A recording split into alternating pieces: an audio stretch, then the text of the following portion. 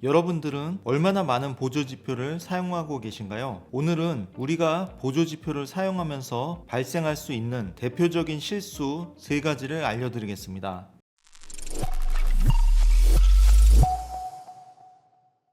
안녕하세요. 0.1%입니다. 어느덧 제가 트레이더로 일을 시작한 지 22년이라는 시간이 흘렀습니다. 사실 22년이라는 시간 동안 늘 성공적인 트레이딩만 있었던 것은 아닙니다. 솔직히 말씀드리자면 실패와 실수는 저에게 너무나 익숙한 동반자였습니다. 하지만 그럼에도 제가 이렇게 오랜 시간 동안 트레이딩을 계속 할 수 있었던 원동력은 바로 실패를 분석하고 반복하지 않으려는 노력이었습니다. 물론 실수와 실패는 다릅니다. 대부분의 실수는 순간적인 잘못된 판단이나 행동에서 비롯되죠. 저 역시 많은 실수를 경험했고 그중 가장 큰 교훈 하나는 보조지표를 맹신하면 안 된다는 것이었습니다. 오늘은 제가 경험한 대표적인 실수와 그로부터 배운 교훈들을 공유하고자 합니다. 오늘 소개할 보조지표는 여러분들이 가장 많이 사용하는 보조지표인 이동평균선, 볼린저 밴드, 그리고 RSI입니다. 이동평균선의 지지와 저항을 맹신하지 마라 하는 것입니다. 이동평균선은 대부분의 트레이더가 사용하는 기본 보조지표입니다. 가격 흐름을 부드럽게 보여주며 추세를 파악하는 데 유용하죠. 대부분 많은 사람들이 이동평균선의 지지나 저항을 보고 거래에 들어가는 경우가 많은데 이 이동평균선의 지지, 저항을 맹신하는 경우 오히려 손실로 이어질 가능성이 높습니다. 하나하나의 이동평균선은 각각 지지와 저항의 역할을 하는 경우가 많습니다. 그래서 이렇게 차트에 나온 것처럼 가격이 이동평균선에 부딪혔을 때 그런 경우가 매수를 하는 거래를 많이 합니다. 그리고 해당 차트에서도 지지선 역할을 하면서 가격이 일시적으로 반등했던 것을 확인할 수가 있습니다. 그러나 그 뒤에 장대 음봉이 만들어지면서 이동평균선들을 한 번에 무너뜨리는 이런 현상도 발생한다는 것을 확인할 수 있습니다. 자, 이것에 대한 해결책으로 다중 이동평균선 사용과 멀티 타임 프레임을 관찰하는 것, 추세 전환의 가능성을 염두에 두고 전략을 짜는 것, 확인 후 진입하는 이러한 방법들을 해결책으로 말씀을 드리고 싶습니다. 첫째로 다중 이동평균선 사용이라 하면은 여러 개의 이동평균선들이 중첩되는 구간, 이러한 구간에서 지지를 받는 것을 참고해서 진입을 한다는 것입니다. 그러니까 한 개의 이동평균선은 쉽게 깨질 수 있지만 여러 개의 이동평균선이 밀집되어 있는 이러한 지지 저항은 쉽게 무너지지 않기 때문입니다. 따라서 이렇게 여러 개의 다중 이동평균선을 이용한 진입 전략을 생각해 볼 수 있겠고요. 두 번째로 멀티 타임 프레임을 활용하라 하는 것인데 이것은 3분 차트를 보고 단타 거래를 한다고 하더라도 1시간 차트와 같은 다른 타임 프레임을 참고해서 거래를 해야 된다는 말씀입니다. 화면에 보이는 이 구간에서 3분 차트에서는 가격이 중장기 이동평균선들을 돌파하면서 상승으로 돌아선 이런 모습을 확인할 수 있습니다. 이 구간이 1시간 차트에서는 바로 이 구간입니다. 여러 개의 이동평균선이 중첩되면서 지지를 받고 올라서기 시작하는 이 구간, 그리고 3분봉에서는 추세가 전환되는 바로 이 구간, 여기서 우리는 매수 타점을 시도해 볼 수 있겠습니다. 다음 해결책으로 추세 반전을 경계한다. 이것은 이동평균선이 깨지면 추세 전환의 가능성을 염두에 두고 다른 대응 전략을 해오셔야 된다는 말씀입니다. 차트에서 보시는 것처럼 여기서 1차적으로 지지를 받고 상승을 했으나 그 다음 구간에서 지지에 실패하며 가격이 무너졌을 때 우리는 손절에 대한 계획을 세워야 되고 더 나아가서는 반대쪽으로 매도할 수 있는 타점을 잡는 이러한 계획도 세워 두셔야 된다는 얘기입니다. 마지막으로 확인 후 진입이라는 것은 가격이 이동평균선에 닿을 때 바로 진입하는 것이 아니라 이동평균선에서 지지를 받고 돌아 올라가는 것을 확인하고 타점을 잡는 것을 말합니다. 그러니까 제가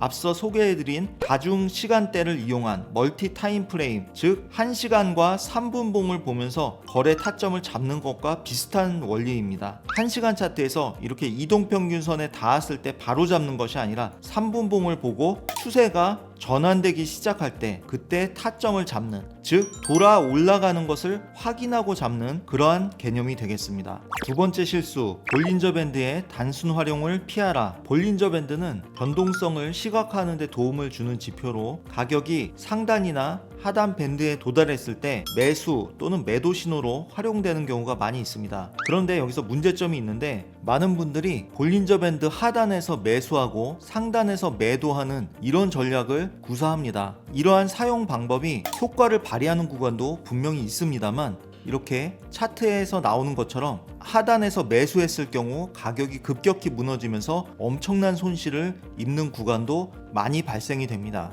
이것에 대한 해결책으로 밴드의 수축과 확장을 확인하고 추세 방향을 고려하는 것, 그리고 다중시간 프레임을 활용하는 방법 등을 생각해 볼 수 있겠는데요. 먼저 밴드의 수축과 확장을 확인한다는 것은 밴드가 수축하면서 밴드 폭이 이렇게 줄어들었을 때 그 이후에 상당히 큰 폭의 시세가 나는 경우가 많다는 것을 인지를 하고 거래를 해야 됩니다. 단순히 하단에서 매수, 상단에서 매도하다가 큰 코 다치는 경우가 발생됩니다. 그래서 밴드 폭이 이렇게 좁아졌을 때는 머지않아 아주 큰 확장이 일어난다, 큰 시세가 발생한다 라는 점을 인지하고 그에 대비해서 오히려 매수 매도하지 않고 좀 기다렸다가 시세가 날 때 따라붙는 이런 전략으로 거래를 하는 것이 더 효과적일 수 있습니다. 다음으로 추세 방향을 고려하라는 것은 단순히 밴드 상하단만 보지 말고 현재 추세를 파악해서 대응을 해야 된다는 말씀입니다. 차트와 같이 하락하는 추세에서는 하단 매수, 상단 매도 이런 전략보다는 추세 방향 쪽으로 중심선 매도 또는 상단 매도 이런 식으로 전략을 잡았을 때 상당히 좋은 결과를 얻을 수가 있다는 것을 알 수 있습니다. 그리고 다중시간 프레임을 활용하라는 것은 앞서 이동평균선에서 소개해드렸던 것처럼 분봉뿐 아니라 시간봉 등을 살피면서 함께 보면서 거래를 하시라는 말씀입니다. 다중시간 프레임에 대해서는 지난 영상에서 업로드 해드렸으니 해당 영상을 참고하시기 바라겠습니다. 세 번째 실수, RSI 다이버전스를 맹신하지 말라 하는 것입니다. 먼저 이 다이버전스라는 것에 대해서 설명을 해드리겠습니다. 다이버전스는 지표와 가격의 반대로 움직이는 현상을 말합니다. 가격은 고점을 높이면서 상승을 하는데 지표는 오히려 고점이 낮아지면서 하락을 하는 이런 현상을 다이버전스라고 합니다. 이 다이버전스는 추세 전환의 강력한 신호로 해석하기도 합니다. 그래서 다이버전스가 발생하고 나면 추세가 전환되는 이러한 경우가 많이 일어납니다. 그러나 이러한 다이버전스도 맹점이 있습니다. 다이버전스를 맹신했을 경우 큰 손실을 입을 수 있는 구간이 발생합니다. 차트에서 보는 이 구간은 상당히 강한 상승 추세 기간이었습니다. 이 기간 동안 하락 다이버전스가 나오는 것을 확인해 볼 수 있는데요. 먼저 여기서 하락 다이버전스가 시작됐습니다. 그런데 가격이 바로 떨어지는 것이 아니라 또 올랐죠. 그리고 계속해서 다이버전스가 나타납니다. 그러나 가격은 더 올랐습니다.